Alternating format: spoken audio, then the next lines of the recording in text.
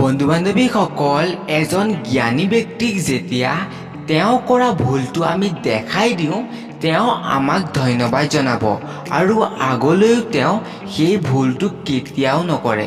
কিন্তু এজন মূৰ্খ ব্যক্তিক যদি আমি তেওঁ কৰা ভুলটো আমি দেখাই দিওঁ তেওঁ আমাক ওলোটাই কথা শুনাব আৰু আমাক বেয়াকৈ ক'ব।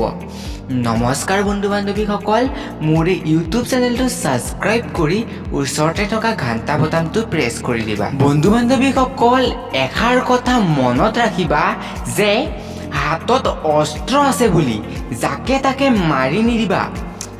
সাউণ্ড বক্স আছে বুলি যেতিয়াই তেতিয়াই বজাই নাথাকিবা আৰু মুখখন আছে বুলি যিহকে তিহকে কৈ নিদিবা, কাৰণ এবাৰ কৈ দিয়া কথা পুনৰ ঘূৰাই আনিব নোৱাৰি।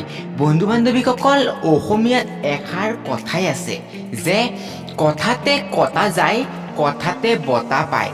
এই কথাষাৰৰ অৰ্থ হ'ল যে আপুনি আপোনাৰ কথাৰ বাবে সন্মানো পাব পাৰে, আপুনি আপোনাৰ কথাৰ বাবে সমালোচনাৰ সন্মুখীন হ'ব পাৰে, আপুনি অপমান পাব পাৰে।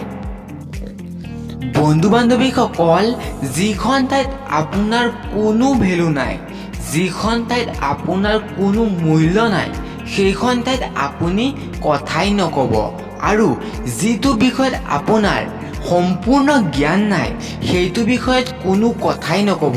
আৰু যদি আপুনি নিজকে জ্ঞানী দেখাবৰ বাবে অভাৰ স্মাৰ্ট দেখুৱাই সেইটো বিষয়ত কথা কৈ দিয়ে তেনেহ'লে আপুনিও ৰেডি হৈ যাওক সমালোচনাৰ সন্মুখীন হ'বলৈ, অপমানৰ সন্মুখীন হ'বলৈ।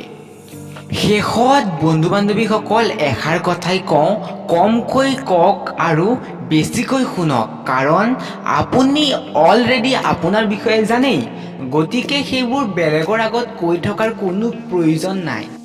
মোৰ ভিডিঅ'সমূহ পাই থাকিবৰ কাৰণে মোৰ ইউটিউব চেনেলটো ছাবস্ক্ৰাইব কৰি ল'ব আৰু ভিডিঅ'টো লাইক আৰু শ্বেয়াৰ কৰিবলৈ একেবাৰে নাপাহৰিব। Thank U.